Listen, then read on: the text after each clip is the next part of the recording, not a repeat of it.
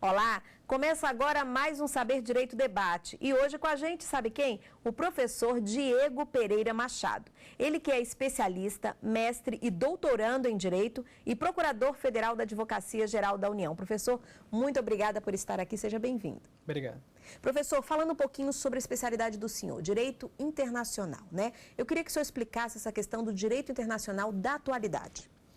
Na verdade, essa expressão Direito Internacional da atualidade, nós conseguimos, pelo menos definimos como Direito Internacional da atualidade, depois de alguns estudos que fizemos na Universidade de Coimbra, nos anos de 2011 e 2012, ao constatarmos que o Direito Internacional é uma disciplina cambiante, é uma disciplina que se amolda aos problemas atuais e deve enfrentar problemas muito graves da atualidade, devendo se reciclar, devendo se preparar melhor para os problemas atuais, problemas que aumentam os objetos de estudo do direito internacional. O direito internacional, antes mais ou menos de 1919, ele era um direito internacional bidimensional. O que isso significa? Ele se preocupava com a regulação do mar e da terra. Depois de 1919, não exatamente, mas principalmente depois do Tratado de Versalhes de 19, o direito internacional passou a ser tridimensional. O que isso significa? Outros assuntos passaram para o campo do direito internacional, o direito das gentes. Ele passou a regular os fundos oceânicos, o espaço sideral, a se preocupar mais com os direitos humanos, em razão da humanização dos direitos humanos, a humanização do próprio direito internacional. Isso fez com que o direito internacional se reciclasse, se ajustasse às necessidades atuais. Tanto é que os mecanismos hoje existentes não estão respondendo à altura, por exemplo, da questão dos refugiados e imigrantes na Europa. Nós estamos tendo vários problemas para a proteção dessas pessoas, em razão de algumas deficiências do ordenamento jurídico internacional. Pois a minha próxima pergunta seria essa: quais os principais problemas, de acordo com a evolução da sociedade? Hoje os principais seriam esses? Os dois problemas mais atuais que estão relacionados diretamente, sem sombra de dúvidas, é a atuação do Estado Islâmico do Iraque e do Levante, ou Estado Islâmico do Iraque e da Síria, que já tomou conta de cerca de 1/3 do Iraque, praticamente metade da Síria, e consequência desse Estado Islâmico são os refugiados que estão se jogando no mar, literalmente se jogando no mar Mediterrâneo para buscar melhores condições de vida. Só que os refugiados ambientais, eles não estão apenas atrelados a questões de conflitos ou violação dos direitos humanos dessa forma. Nós temos um outro problema, além desses dois muito atuais, que é a questão da degradação do meio ambiente, a questão dos refugiados ambientais, que devem se locomover de forma forçada em razão da desertificação, por exemplo. Isso são problemas atuais que não estão ainda sendo muito bem tratados pelo direito internacional, pela sociedade internacional e pela Organização das Nações Unidas. Ainda existe soberania, professor? É uma pergunta muito interessante, simples, objetiva, uma oração curta, mas que geraria um debate muito acalorado e aprofundado. Eu acho que não existe mais soberania como existia antigamente. Só que isso varia de Estado para Estado. Os assuntos internacionais ainda estão muito reservados, ou pelo menos restritos ao domínio reservado dos Estados. O que isso significa? Os Estados ainda definem de forma muito autônoma e liberal, por exemplo, a proteção aos refugiados. É um assunto de domínio reservado dos Estados. E isso, muitas vezes, é abusivo, ou seja, os Estados abusam dessa autonomia. Eles valorizam demais a soberania, eles valorizam demais os sentimentos internos, prejudicando o desenvolvimento do direito internacional. Ou seja, resgatam um conceito de soberania que não existe mais. Hoje a soberania, ela é muito flexível e deve ser flexibilizada, não é mais uma soberania fechada, uma soberania que prima pela política do isolamento. Isso hoje é impossível. Em síntese, para tentar responder o questionamento, que é interessante, existe soberania? Existe. Mas, para mim, é um instituto cada vez mais frágil e que deve ser flexibilizado em nome do direito internacional, especialmente do direito internacional dos direitos humanos. Existiria, por exemplo, uma soberania relativa, né? O que é num país, no outro não seria? Na verdade, quando eu falo em relativa, é que o Instituto da Soberania ele foi relativizado. A soberania tem duas perspectivas, uma qualitativa e uma quantitativa.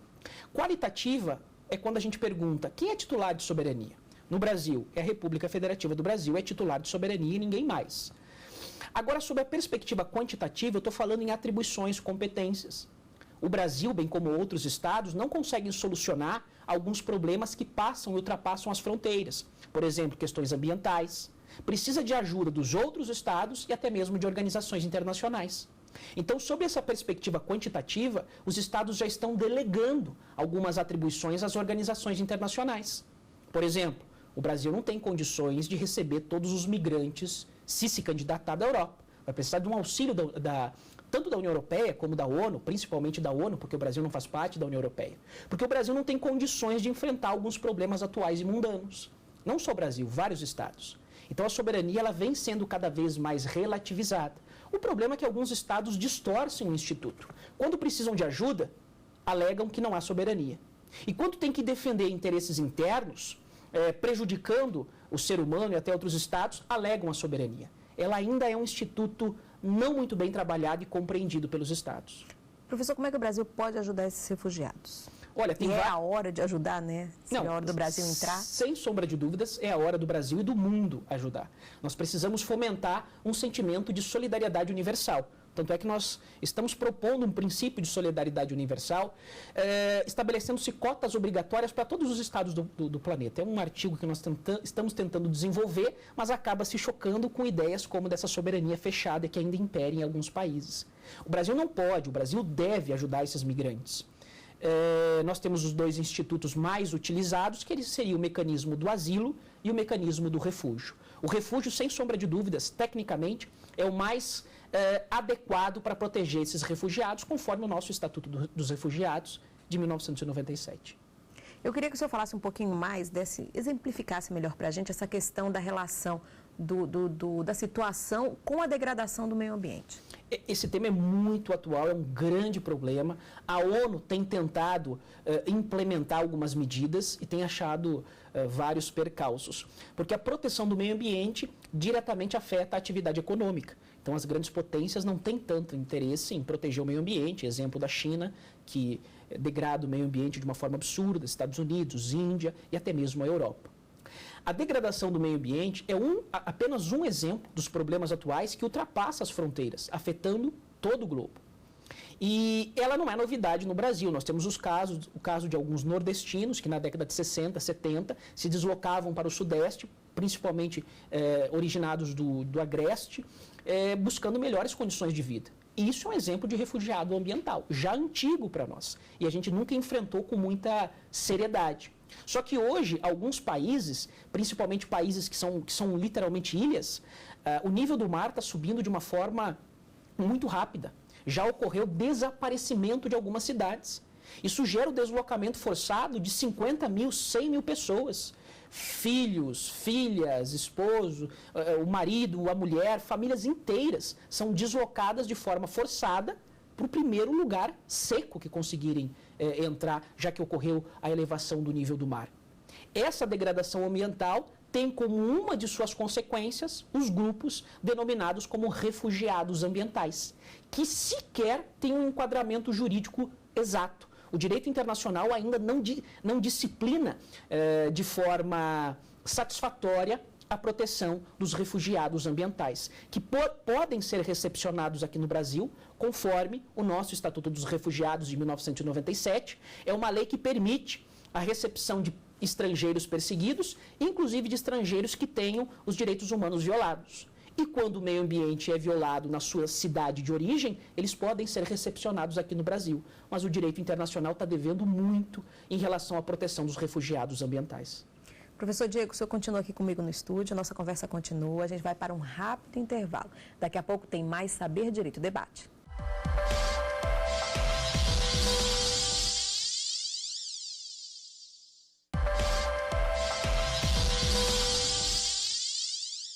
O Saber Direito Debate está de volta. O nosso convidado, sabe quem é? É o professor Diego Pereira Machado. Professor, no bloco anterior a gente falou da questão dos refugiados, os atuais refugiados, desse problema que envolve o mundo todo. Agora, a questão refúgio, esse assunto é bem cobrado hoje em concursos públicos. O refúgio pode ser concedido a um brasileiro dentro do Brasil? Os institutos do asilo, que é um instituto político, de natureza política, e o Instituto do Refúgio, que é apolítico, ele é mais amplo, a sua proteção é muito maior, eles são basicamente para a proteção de estrangeiros que estejam sofrendo uma perseguição ou haja uma violação de direitos humanos no seu país de origem. Então, eles servem e são para a proteção de estrangeiros que procurem uma proteção, um auxílio, uma salvaguarda no território brasileiro. Em regra e em tese, eles não podem ser concedidos a brasileiros pelo governo brasileiro aqui no Brasil. Seria até uma contradição, haja vista que se alega perseguição do governo brasileiro e se requer a proteção do mesmo governo brasileiro. Então seria inviável. Mas, por óbvio, um brasileiro pode buscar essa proteção num país estrangeiro, alegando perseguição no nosso território. E o asilo? O asilo também é o mesmo raciocínio. São ambos institutos muito semelhantes, mas são diferentes, porque são humanitários, são protetivos, eles visam tutelar as pessoas em perseguição, e se um estrangeiro se deslocar ao território brasileiro, ele pode requerer, dependendo da situação, um asilo ou um refúgio. Mas aqui no ordenamento jurídico brasileiro, internamente, eles servem para a proteção de estrangeiros perseguidos, não de brasileiros que estejam no território brasileiro. Os países ainda relutam, né, em conceder, seja o asilo, seja o refúgio. Por que isso? É um grande problema ainda da soberania. E essa questão, para mim, já está superada desde 1945, com o final da Segunda Guerra Mundial, com a adoção da Carta da ONU de 1945, ao artigo 2º, item 7º, da Carta da ONU, que é expresso. A ONU adota o princípio da não intervenção. Em regra, a ONU não pode intervir em assuntos internos dos seus países, os países membros. O Brasil é um dos membros natos, membro nato da ONU. Um membro muito influente, desde a criação da ONU, ele é integrante. E a ONU, conforme esse princípio da não intervenção, não pode adentrar em assuntos domésticos, salvo se houver necessidade de intervenção. Ou seja, em regra, é o princípio da não intervenção. Mas, se houver necessidade, ou seja, a questão dos refugiados ambientais, conflitos armados, manutenção da paz por meio do Conselho de Segurança, de acordo com os artigos 39 e seguintes da Carta da ONU, esses assuntos que ultrapassam o interesse brasileiro interno, nesses a ONU pode intervir, porque a não intervenção é apenas a regra. Excepcionalmente, a ONU vai intervir. A questão é, quem é que define se é um assunto interno ou externo? Ou não. Sem sombra de dúvidas, é a ONU e tem que ser a ONU. Porque ficaria ao mero alvedrio dos próprios países. Ah, isso aqui eu não quero intervenção da ONU, isso eu quero. Então, cabe apenas aos órgãos da ONU definirem, isso é um assunto que ultrapassa os interesses do Estado brasileiro. A ONU vai ter que intervir. O princípio da não intervenção é uma regra, mas não é uma regra absoluta. Excepcionalmente, ele é flexibilizado conforme o artigo 2º da Carta da ONU. Na opinião do senhor, com o passar dos anos, essa questão de conceder refúgio, conceder asilo, ela está sendo vista de uma outra forma? Os países ainda relutam, mas já houve um avanço no sentido de analisar esse tipo de pedido? Ocorreu sim um avanço em nível doutrinário, com base na doutrina interna e a doutrina internacional, que vem sensibilizando muitos países. Com certeza houve uma evolução muito grande. E eu acredito que esse problema dos refugiados que estão fugindo da Síria, de alguns países do norte, da África, do Oriente Médio, eu falo muito na Síria porque hoje o grande problema é a Síria, isso vai redefinir para mim o conceito, a amplitude do direito de asilo em sentido amplo. Quando eu falo em direito de asilo em sentido amplo, estou falando do asilo e do refúgio. Vai ser redefinido, sem sombra de dúvidas. Nós estamos passando por um momento histórico decisivo para os direitos humanos, para o direito internacional, para uma nova ordem internacional. Nós esperamos que a humanização do direito internacional ocorra verdadeiramente. E o Instituto já evoluiu, vem evoluindo, espera-se que evolua cada vez mais, especialmente frente a essas situações deploráveis que nós estamos presenciando. Infelizmente, é um assunto que ainda está muito no domínio reservado dos estados, ou seja, ainda é assunto interno para alguns estados. Alguns estados, alguns países não aceitam interferência externa.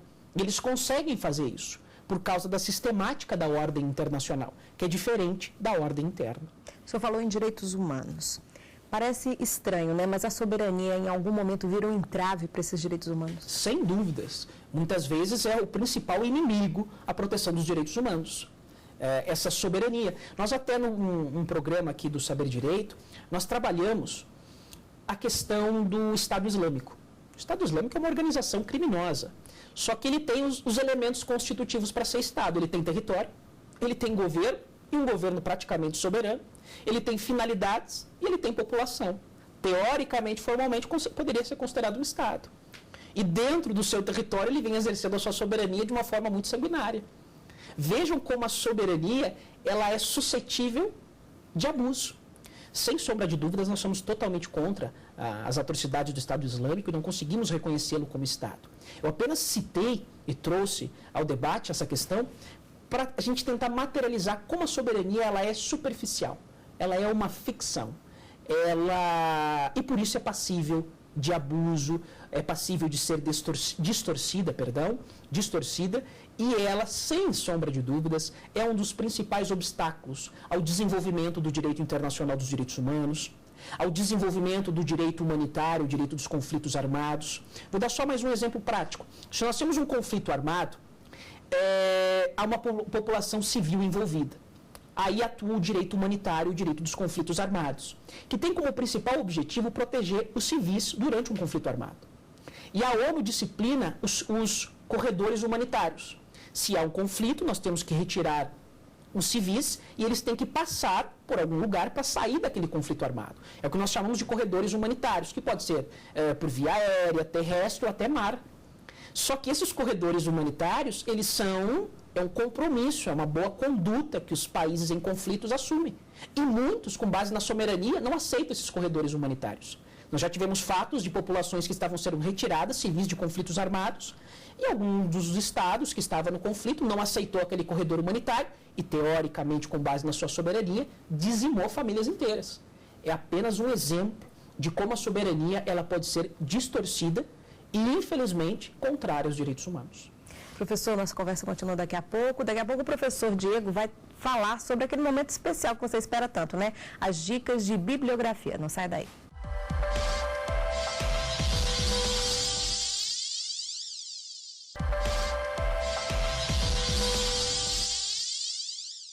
Estamos de volta com o Saber Direito Debate. Agora aquele momento em que o professor dá as dicas de bibliografias. Professor, 4 sugestões, né? Isso, 4 sugestões de obras muito boas. Então vamos lá. Para a primeira, direito, incluindo noções de direitos humanos e de direito comunitário, não é isso? Paulo Henrique Gonçalves Portela. Esse livro está sendo muito bem vendido. O professor Paulo Henrique ele é muito didático, muito acessível, tem uma linguagem muito objetiva, não há praticamente erros de português, ele é muito bem dividido. Esse livro, a principal característica e benefício dele, ele é muito amplo. Ele trata de vários temas do direito internacional, é praticamente um manual. E ainda traz noções de direito comunitário e direitos humanos. É uma das obras mais indicadas para concursos públicos, para a OAB, muito também utilizada em nível de graduação. Não diria problema, mas uma característica que alguns pontos ele não aprofunda muito, porque ele prima pela amplitude, pela quantidade de temas. Mas é muito, muito objetivo, muito bem desenvolvido, muito acessível, muito atualizado, didático em relação ao sumário, à distribuição dos temas. E, como eu disse, ele vem sendo muito utilizado em vários concursos.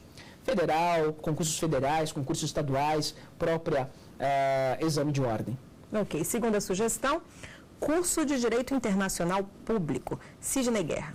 Professor Sidney Guerra é outro excelente professor e doutrinador.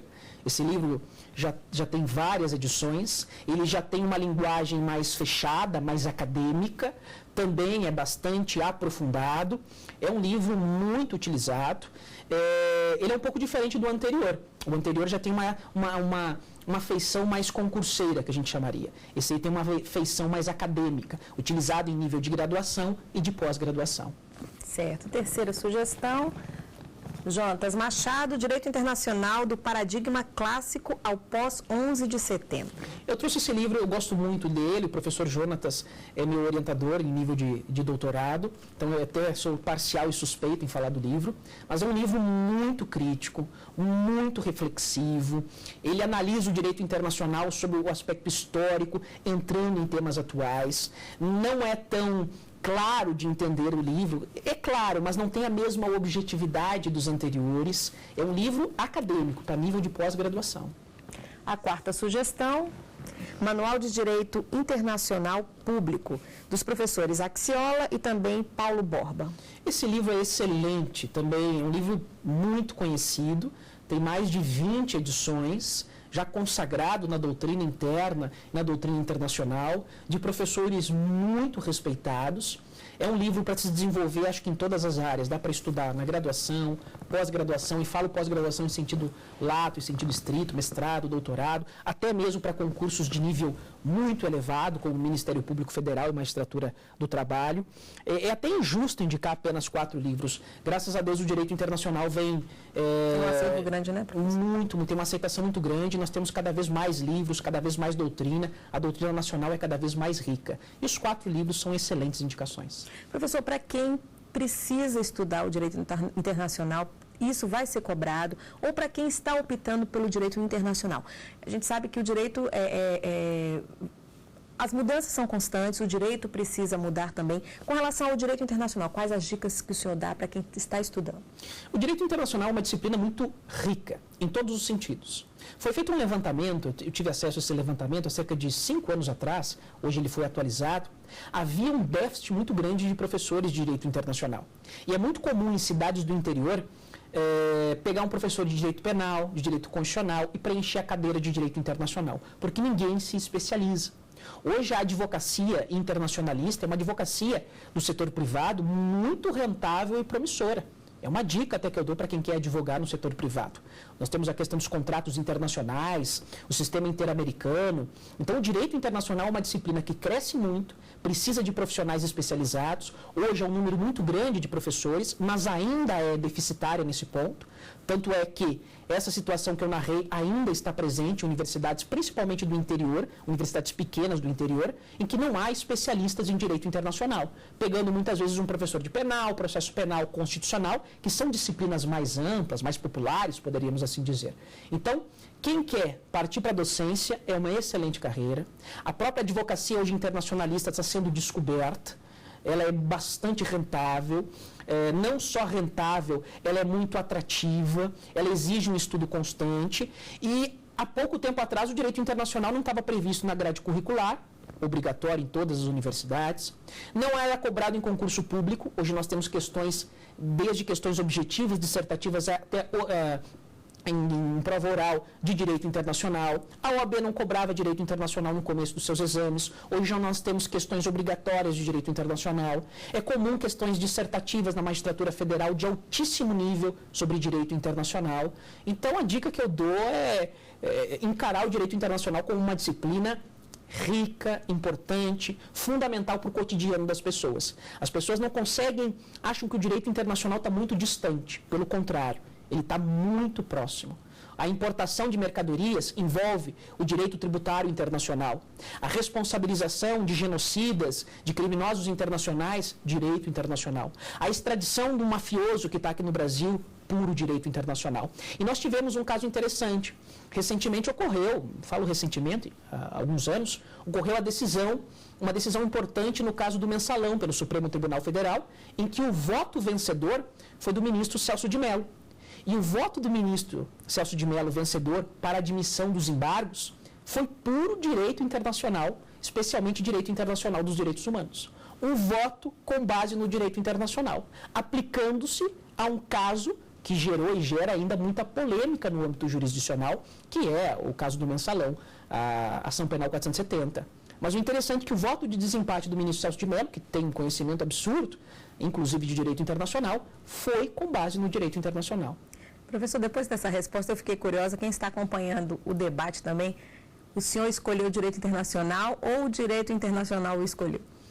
É complicado responder. Eu acho que eu fui escolhido pelo direito internacional, não escolhi não.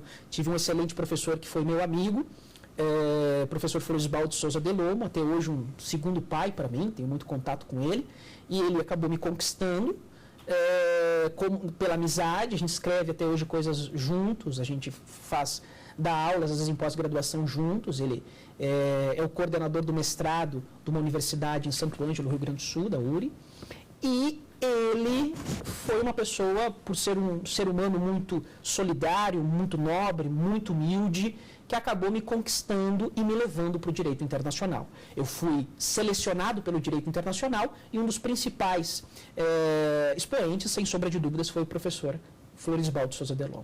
Ok, professor Diego, muito obrigada por estar aqui, pelas informações. Esperamos o senhor numa próxima oportunidade. Eu agradeço. Obrigado.